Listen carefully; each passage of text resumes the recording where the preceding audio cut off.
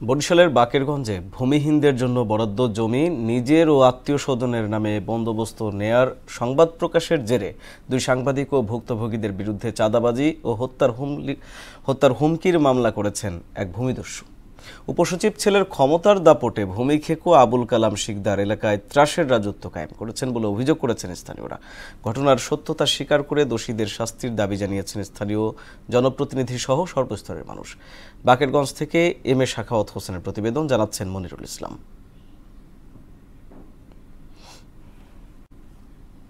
বরাদ্দ সরকারি খাস জমি নিজের ও নিকট আত্মীয়দের নামে বন্দোবস্ত নিয়ে রিসোর্ট, বাগানবাড়ি ও মাছের ঘের সহ বিভিন্ন স্থাপনা তৈরি করেছেন শ্রম ও কর্মসংস্থান মন্ত্রণালয়ের উপসচিব কামাল হোসেনের বাবা আবুল কালাম শিকদার। এ বিষয়ে সংবাদ প্রকাশ করায় মোহনা টেলিভিশনের স্থানীয় প্রতিনিধি সহ দুই সাংবাদিক ও ভুক্তভোগীদের নামে মিথ্যা মামলা করেছেন পতিত সরকারের অনুসারী ওই ভূমিদস্যু।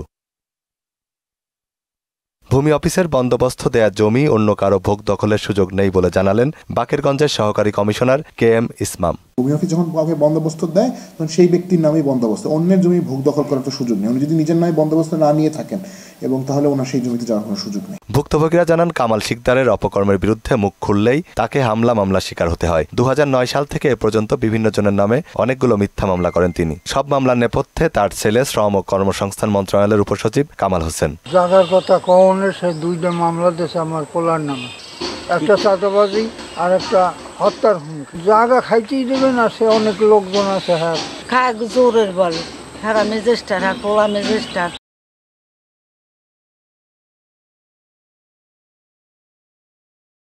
আমরা জমি চাওয়ায় সালাম শিকদার আমার নামে মিথ্যা চাঁদাবাজি মামলা দিছে এবং হয়রানি করতে আছে। এর আগেও এই মামলাবাজ পতিত আওয়ামী লীগ সংশ্লিষ্টতা ও ছেলের ক্ষমতার দাপটে বিভিন্ন ব্যক্তিকে মিথ্যা মামলায় হয়রানি করেছেন বলে অভিযোগ ভুক্তভোগীদের। সালাম শিকদারের বোর্ড থেকে আমরা এই জমিটা কিনছি, সেই জমিটা কিনবার পরে হ্যাঁ পোলা ম্যাজিস্ট্রেট হইবার পরে এই জমিটা হে দখল করিয়া নিয়েছে। কালাম শিকদার এই জমি খাওয়ার পর থেকে আমরা এই ভালো কথা কইতে যাইয়া, সত্যি কথা কইতে যাইয়া আমাদের নামে চাঁদাবাজি মামলা। সালাম শিকদারের বিরুদ্ধে কেউ কথা বললেই তার একটা মিথ্যা মামলা দেয়। সবাই হুমকি দমকি দিয়া মাথায় রাখে, কারণ তার ভয়ে কেউ মুখই খোলে না এলাকাবাসী। রিসোর্ট করছে, আগে ছিল জলকাব্য রিসোর্ট, 5 তারিখের পরে সেটা হয়তো নাম পরিবর্তন করে শিকদার বাড়ি বানাইছে। ভূমিদস্যু কালাম শিকদার আপন ভাতিজার জমিও দখল করেছেন বলে ক্ষোভ প্রকাশ করেন বঞ্চিত ব্যক্তি। উপসচিব মোহাম্মদ কামাল হোসেন আমার স্বাস্থ্য ভাই, উনি যে রিসোর্টটা করছে ওইখানে আমাদের বসত ভিটা ভাঙে 90% জমি উঠছে। আমরা ওই জমির কাছে যাইতে পারিনি এবং উনি আমাদের বুঝাইয়া দেয় না। আমরা মামলা হামলার ভয়ে কথাও বলতে পারি না। ঘটনার সত্যতা স্বীকার করে এই জনপ্রতিনিধিরাও বলেন, হামলা মামলার ভয়ে ওই ব্যক্তির বিরুদ্ধে কেউ ইউনিয়ন পরিষদেও অভিযোগ দায়ের করেন না।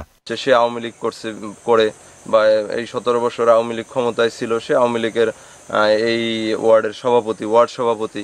যারা আমাদের কাছে আসে আমরা অভিযোগ শুনে তাদের বিচার ব্যবস্থা করি বা জানাশোনার সহযোগিতা করার চেষ্টা করি, কিন্তু এই ব্যাপারে আমাদের কাছে কোনো কেউ আসে না। আসলে মূলত বিভিন্ন কারণে কি কারণে আসে না এটা তো বুঝতে পারতেছি না। এ বিষয়ে জানতে বারবার যোগাযোগ করে উপসচিব ও তার বাবার বক্তব্য পাওয়া যায়নি। বিষয়টি নিয়ে ঊর্ধ্বতন কর্তৃপক্ষের সদয় দৃষ্টি কামনা করেন ভুক্তভোগীরা।